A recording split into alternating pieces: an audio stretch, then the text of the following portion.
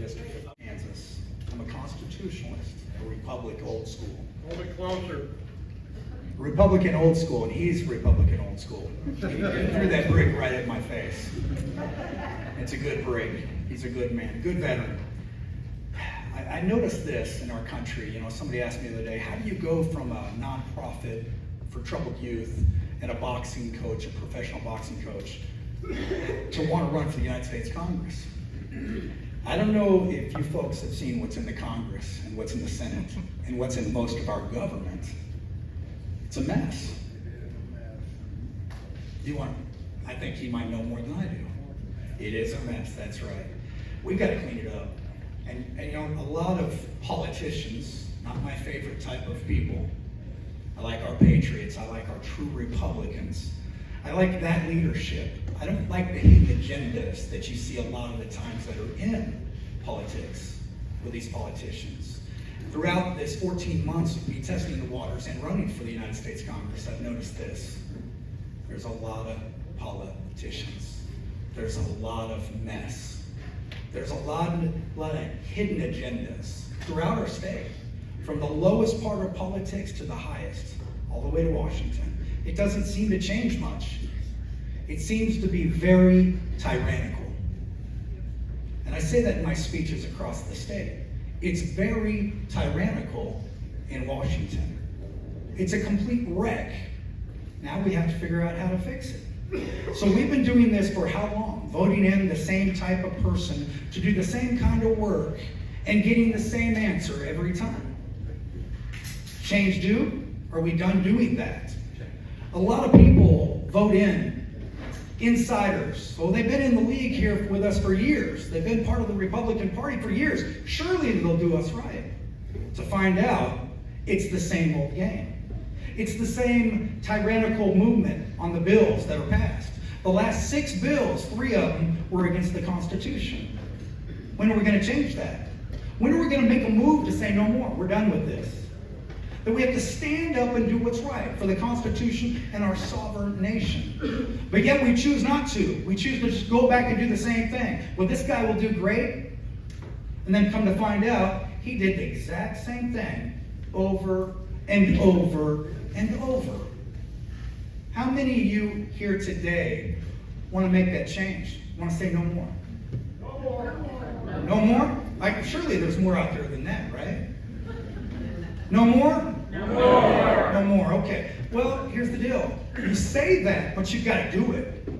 So when somebody goes to Congress and they vote on a bill that they know is unconstitutional, but they say yes, that's tyrannical. That's worse than a rhino. No. When you attack the Constitution, you are worse than a rhino. You're a tyrannical mover. You're a beast that needs to be replaced, taken out to the field, and be done with it. Some of you cowboys understand that. There's a guy in this that I believe is not a rhino. That man right there, Tiffany. And I'm running against him. No, I'm not. I'm running with him because real Republicans will be in unity together. Real patriots will be in unity together. You vote for who you want to vote for, but you make sure that it's not a tyrannical man. And I guarantee you, I can't stand a tyrant. Samuel Adams, anybody know who he was? Say it again. Because without Samuel Adams, you all would have red coats. Man came up to me and said, "We are not a democracy. We are a republic." Quit, you just said it a minute ago, but yet you believe in what the democracy is telling you to do. Be tyrannical. Wake up. Get rid of the tyrants in Washington. And there's only one way you're going to do it. There are 2 men on this ticket that'll make sure that happens. Me and that man right there. And I told that man 2 weeks ago, if I don't make it, I'll vote for you. Because we, the people, have to stand together. Go talk to him. If he's a better man than me, please vote for him. Because I'll be honest, I'd vote for him. And now what did that tell you about me? What did I tell you? I'm a real American. And if I beat you out, please vote for me. Because I guarantee you this, I can't stand a tyrant. And Washington's full of tyrants. Wake up. We are on our last voting cycle. Say it again. We are on our last voting cycle, but yet we sit in these chairs. We should be standing up and fighting against the government. I said that. J6 people will be released. Donald Trump just got us out. We need to put people in office that'll fight with Donald J. Trump with the Constitution to send these people back where they came from. You want me to lower the mic yet, or can you hear me? That's why I started down here, because I was going to get loud. My mother walked in the 60s and fought against all the tyrannical movements. And she said, son, go let them know. It's happening now. Your rights and the last 5 bills out of 3 of them, and I've already said this, they came after your Second Amendment. How many of you like that? No. Hey, cowboy, I know you like your gun. And I call him cowboy because he calls himself a cowboy. No disrespect. He's a real cowboy. That hat isn't for fake. He's a real deal. Let me tell you, the next one was against the 4th Amendment. They can come into your home now. They can tap your phones. And the last one, I don't even want to tell you how bad it is if you ain't read the bills. Read the bills. Those congressmen and senators are not reading the bills. Big pharma, big corporation, and big government are telling them how to vote. That's right. I'm not going to speak against who's in office right now, but they told him, because I investigated it, they told him what to vote on. I don't have any money coming from corporations. I denied a bunch of that. I spent my own money. Because that's what we need to do as politicians. Quit taking the people's money. They're paying 53% tax on their paydays. Why should they give us money? We work for them, Ronald Reagan. We work for you. You don't work for us. You're the king. I'm the servant. When are we going to open our minds to that? There are servants. We're the one that drive and tell where that car is going to go, and the government needs to get out. Shrink government, abolish the FBI, abolish the CIA. Get rid of them. Because if you don't, they're going to get rid of you. That's right. And they're doing that now, keeping you in slavery. You're in slavery. Over 50% in taxes? Absolutely. That military man right there that's running, right there in a white shirt, he probably agrees with me. He worked for him. He knows what it's like to work for him, how to be a slave for him. My father gave his life in Vietnam, died with Agent Orange. Yeah. I talked to another veteran here, and he said, I got that. And he was proud. His chest was out. I said, man, your chest just came out 6 inches. What happened there? He said, I served. He's right there. Great man. What a hero. Give him a round of applause. Our veterans come number 2 to this nation. God comes number 1. We've got to bring the foundation of God back to our great republic, not democracy. That's right.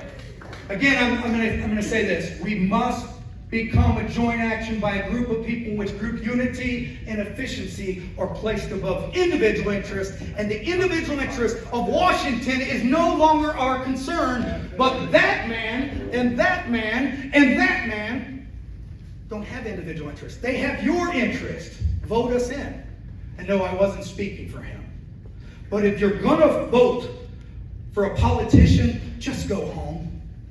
Vote for a patriot. We're right here. We're giving you an option. Great businessman. I looked up everything on, could find nothing. And I wouldn't use it if I had it. We got to stop that. I've been running for this for 14 months. I've been told I'm everything but what I am. And you know what? I don't care. I'm a patriot, not a politician, and I'll fight for you in Washington. It's a no on sending money across any country, because your cup is empty. That's right. $37 trillion in debt, but they're lying. It's closer to 50. And when it hits the 50 mark, it's over. Your grandchildren, he's a businessman. I keep bringing him up. He's a businessman. He's a businessman. He's a businessman. She's a businessman. You know we can't get away from that. How do you get away from that? War. The war machine. Do we need any more war? No. He's fighting against it, I'm sure. From what I read, if they don't attack us, why are we attacking? What's with all the proxy wars? I'm done here. My name's Chad Young. Stop government today. Shrink.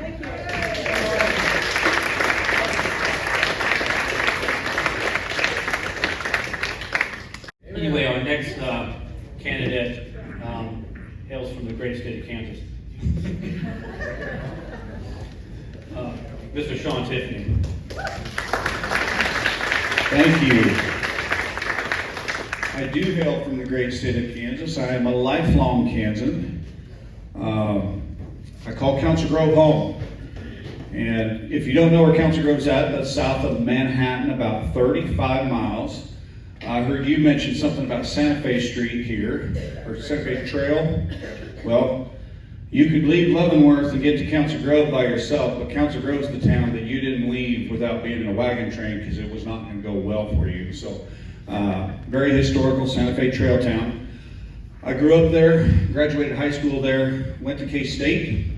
I judged livestock and horses at K-State, and contrary to what you might believe, that doesn't get the girls the way being on the football team does. But I did meet my wife at Kansas State, and we are going to celebrate 22 years of marriage this coming Saturday. So, 4th of July is always a thank you. We have 5 incredible kids. Our oldest is just shy of 18, our youngest is just shy of 8. I grew up working in the cattle industry. My family is a multi-generational ag family, but my predecessors, my dad, my grandfather, my great-grandfather, they were always sharecroppers, feed yard managers, ranch managers. My brother and I, 17 years ago, had the opportunity to buy the feedlot that we grew up working for, that my dad managed. And we bought it with nothing more than a handshake as our down payment and our collateral. God has blessed us richly since then. We started out with 6 employees, a little over 2,000 head of cattle, and 10 customers. Today, Tiffany Cattle Company has grown to where we have 4 facilities in 3 Kansas counties, over 60 employees, not to mention all the additional employees that for the businesses that orbit around our company. We farm a significant amount, have set interest in several other businesses, and over 200 customers, and we'll finish about 80,000 head of cattle a year. So I work for America's farmers and ranchers, and I know what it's like to not only struggle in my own business, to watch the struggle, but to also watch the struggles of my customers, those farmers and ranchers that work so hard every day, and it's difficult to watch them have to fight burdensome taxation, burdensome government regulations. Folks, I'm a product of the American dream. I am far more richly blessed than I ever thought I would be. And the American dream is not a handout. I had to work my tail off for it, and it never was a handout, but it's under attack today. The radical left, the moderate Republicans who stand in the middle and do nothing, are allowing that dream to be stripped away from us. Like you, I am angry. I'm angry that we have a wide open border. This president cares more about the security and sovereignty of Ukraine than he does our own nation. I would encourage you to look on your tables. I'm the only candidate in this race who felt it important enough to spend my own money and go to the border to see with my own eyes what's going on. Sorry, I move when I talk. I'll stand still. Too tall. Folks, what I saw on the Texas border, the media today doesn't even begin to communicate what's going on down there. It's a national security risk. It's a humanitarian crisis like few things I've ever seen. I saw things on the southern border that were absolutely heartbreaking, both for Americans, but also for the young people that are caught up in this. This president has sent enough money to Ukraine that we could have built a wall across the entire southern border several times over. I walked a mile of President Trump's beautiful border wall, and is it glorious? But we have a Congress that even when he was president wouldn't stand shoulder to shoulder with him and help him build it. We have got to secure our borders, first and foremost. The second thing we have to do is fix this national debt. Career politicians got us to where we're at. And thinking that they're going to get us out of the debt crisis is foolishness. I think somebody with a business mind, much like President Donald Trump, is best suited to go to Washington, D.C. and begin cutting the head off the snake that is the federal government. We have $35 trillion in debt. That's over $250,000 for every American household. And I don't know about you, but I can't take on another $250,000 mortgage. We have got to stop the spending. And then we have to start ending government bureaucracy. There are over 400 federal government agencies that are wasting your dollars and my dollars. And the fact is, states are much more effectively equipped to govern most of our day-to-day lives than the federal government. What's worse is much of that federal debt is owned by China, one of our greatest adversaries globally. I mentioned I have 5 children. And if any of you have seen my commercials, you probably know what I'm talking about. If you haven't seen them, you can go to ShawnTiffany.com. But we came out swinging.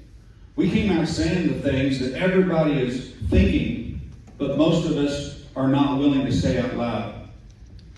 And the left is really angry about one of my commercials. But if they stop to listen, it's pretty common sense. Keep woke nonsense away from our kids. Quit cutting on young people who are struggling with their lives, who aren't old enough to get a tattoo, buy a beer, buy a cigarette, or anything else. But yet we have a left that is pushing a radical trans agenda on these kids and manipulating them and twisting them at the most vulnerable stage of their lives. I have 3 daughters. I have 3 incredible daughters who are very athletic and very competitive in their fields. No way will I allow a young man to compete against them in their competitions that they fought so hard to get. Get rid of Jeff Pittman. He's all for that. Absolutely. So, I can't believe we're even discussing these things. As recently as 5 years ago, they wouldn't have been an issue. We need to get our energy independence back. We need to quit being beholden to foreign governments for our energy that don't look out for America's first. We need people that will go to Washington, D.C. and fight alongside Donald Trump to make the hard decisions. The reason Donald J. Trump was so successful as a president is he wasn't a politician. He was a lifelong businessman who knows what it's like to struggle, to take risks, to be broke, to be highly successful, and everything in between. Folks, one of the things I'm the most proud of, beyond my family, is the fact that I've created over 50 jobs in my rural communities. Rural America rides on the back of working men and women. Working men and women that are raising children in our communities, that are going to our schools, worshiping in our churches, shopping in our grocery stores. We can make America great again. And that's why I'm in this race. Because I'm sick of seeing what I've been getting out of Washington, D.C. I'll end with this. A woman at my table asked, what's the difference between Shawn Tiffany and Derek Schmidt?